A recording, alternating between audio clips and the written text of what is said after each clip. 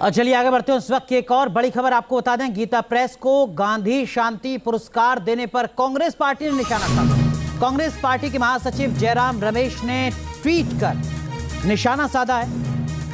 Gita press को गांधी शांति पुरस्कार देना एक मजाक है, ये बात कांग्रेस पार्टी की तरफ से जयराम रमेश कर रहे हैं। ये सावरकर और गोडसे को पुरस्कार देने जैसा है, ये बात कांग्रेस पार्टी की तरफ से कही गई है। गांधी जी के गीता प्रेस से धार्मिक राजनीतिक मतभेद रहे हैं, इस तर्क के आधार पर जयराम रमेश ने गीता प्रेस को मिलने वाले सम्मान पर सवाल खड़ा कर दिया। तो जयराम रमेश के बयान पर भारतीय जनता पार्टी भड़क गई है। बीजेपी नेता मुख्तार अब्बास नकवी और बीजेपी महासचिव दुष्यंत गौतम ने कांग्रेस पर निशाना साधा है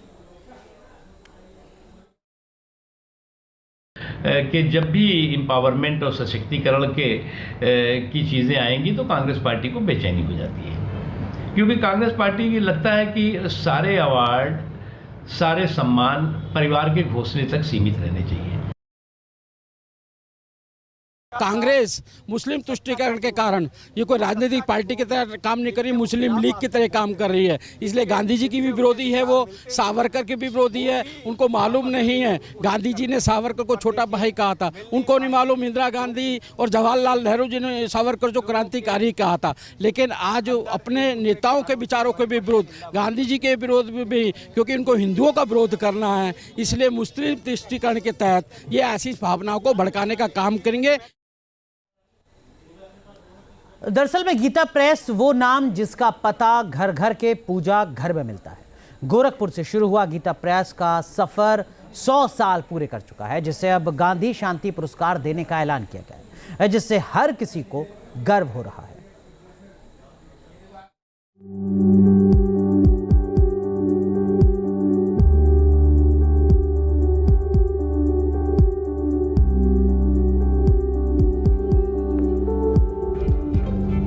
गीता प्रेस की धार्मिक किताबें पिछले 100 साल से हर पीढ़ी को सनातन का ज्ञान दे रही हैं। गीता प्रेस की शुरुआत उस दौर में हुई जब भारत अंग्रेजों का गुलाम था। कोलकाता के मारवाड़ी सेठ जयदयाल गोयनका ने 1923 में गीता प्रेस की स्थापना की। सोच थी भगवान कृष्ण की भक्ति।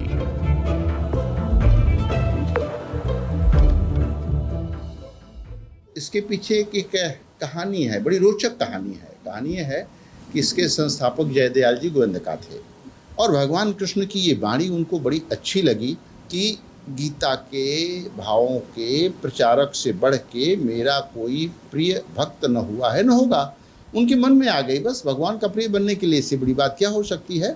वो गीता मन में ठान लिए कि मुझे गीता का प्रचार करना। भक्ति की सोच से पनपी गीता प्रेस की कल्पना पूरी तरह से एक मंदिर में बदलती चली गई। गीता प्रेस का प्रवेश द्वार किसी मंदिर का प्रवेश द्वार जैसा दिखता है, जहां भगवान कृष्ण विराजे दिखते हैं। प्रेस की दीवारों पर मानस की चौपाइयां लिखी गई हैं, तो इसी प्रेस में 200 साल से भी ज्यादा पुरानी प्राकृतिक रंगों से बनी वो तस्वीरें भी दिखती हैं, जिसे देखने के लिए पूरा देश यहां आता है।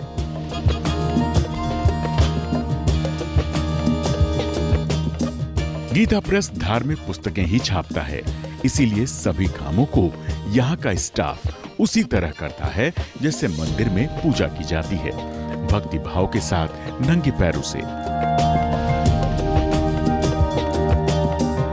गीता प्रेस में सिर्फ पुस्तकों का प्रकाशन ही नहीं होता, बल्कि ये जो तमाम चित्र आप देख रहे हैं, ये चित्र 200 साल पुराने हैं, जिन्हें देखने के लिए पूरे देश से हजारों की संख्या में हर महीने लोग यहाँ पे पहुँचते हैं। ये लीला चित्र मंदिर इसलिए अपने आप में अनोखा है क्योंकि यहाँ की जो तमाम तस्वीरें हैं वो हाथों से प्राकृतिक रंगों से बनाई गई हैं और भगवान श्री राम और भगवान श्री कृष्ण के तमाम जो लीलाएँ थी उसके प्रमाणित चित्र इन्हीं को माने जाते हैं। पिछले 100 सालों में गीता प्रेस का सफर हाथों के काम से मशीनों तक पहुंच चुका है। आज के दौर में जापान और जर्मनी से आई मशीनों के जरिए गीता प्रेस रोजाना 1800 किताबों की 70,000 प्रतियां छापता है।